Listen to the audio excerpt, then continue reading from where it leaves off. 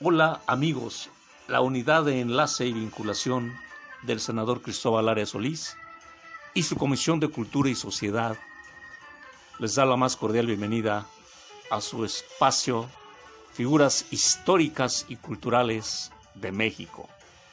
Vamos a hablar en esta ocasión de uno de los más grandes personajes históricos de México, demócrata, revolucionario, feroz antireeleccionista de la dictadura de Porfirio Díaz y un prócer que lamentablemente fue traicionado, asesinado y depuesto por consecuencia del cargo de presidente de la República después de la caída de la dictadura de Porfirio Díaz. Nos referimos a Francisco I. Madero. Francisco Ignacio Madero González nació en Parras de la Fuente, Coahuila, en 1873 y falleció asesinado en la Ciudad de México, siendo presidente de la República, como dijimos, el 22 de febrero de 1913.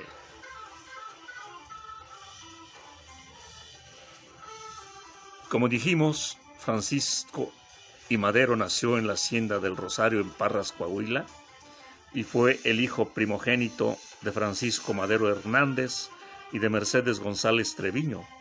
Su abuelo paterno fue Evaristo Madero, quien fue gobernador de Coahuila y propietario de numerosas haciendas, minas, bancos y otros negocios. Madero estudió en el Colegio Jesuita de San Juan Nepomuceno en Saltillo, Coahuila.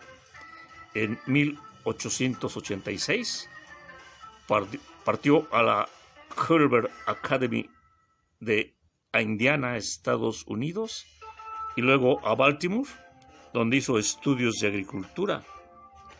Luego a la escuela preparatoria en el Lycée Auchet de Versailles, Francia, y también realizó estudios de peritaje mercantil en la École des Hautes Études Commerciales, Escuela de Altos Estudios Comerciales de París, Francia, y finalmente en el Departamento de Agricultura de la Universidad de California en Berkeley, Estados Unidos. En el año de 1893 regresa a Coahuila y se encarga de administrar una de las haciendas de su padre. Posteriormente se casa con Sara Pérez Romero en 1903 y al año siguiente funda el Partido Democrático Independiente, que se oponía a la reelección del gobernador de Coahuila, Miguel Cárdenas.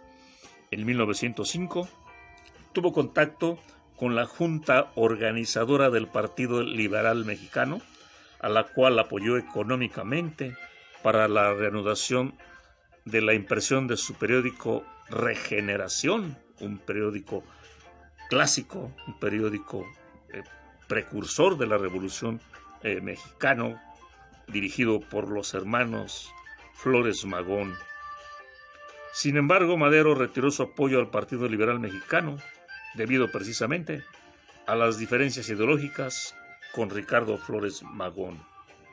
En 1908 publicó su libro La sucesión presidencial. En 1910, el libro en el que expuso las principales cuestiones políticas que inquietaban al país y planteaba la cuestión democrática. El libro tuvo gran éxito y, por supuesto, no tuvo para nada la aceptación del gobierno de la dictadura de Porfirio Díaz. En 1909, Madero funda el Partido Nacional Antireeleccionista, que, como dijimos, se oponía a Porfirio Díaz, quien ocupaba la presidencia de la nación desde el año de 1877. Con un breve paréntesis de 4 años en que fue el poder tras el trono, ya que puso de presidente a su compadre Manuel González. Pero regresando al Partido Nacional Antireeleccionista. Madero fue elegido su candidato a la presidencia y tras alcanzar un alto nivel de popularidad en las elecciones de 1910, Madero fue encarcelado por orden del gobierno federal en San Luis Potosí, bajo los cargos de rebelión y ultraje a las autoridades. Y el 20 de noviembre de 1910, que es una fecha icónica en la historia de nuestro país por ser el inicio de la Revolución Mexicana que marcó al país desde el siglo XX, Madero decidió iniciar la Revolución Mexicana con su famoso Plan de San Luis. En Piedras Negras, Coahuila, inició su movilización, pero debido a la poca fuerza que logró reunir, tuvo que partir a Ciudad Juárez, Chihuahua, para tratar de lograr su objetivo de iniciar la revolución, la revuelta armada.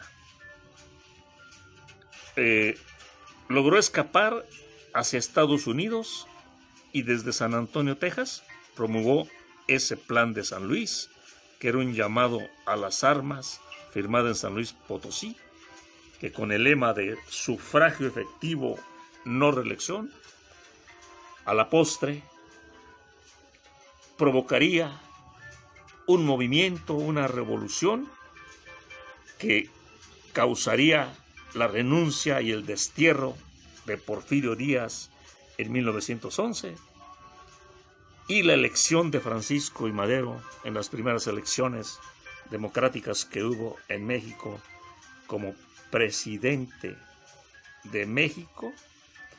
Desgraciadamente tuvo un periodo corto, efímero, dado que fue traicionado, fue depuesto y fue asesinado por el usurpador general sanguinario y traidor de Victoriano Huerta en el periodo conocido como la Decena Trágica, ya que fue fusilado Francisco Madero junto con su vicepresidente José María Pino y Suárez en un cruento estado de golpe. Pero posteriormente, miles de seguidores de Madero continuaron la lucha hasta derrotar y derrocar al usurpador Victoriano Huerta. Pero sin duda alguna que Francisco I. Madero es el ícono de la democracia y del movimiento conocido como la Revolución Mexicana de 1910.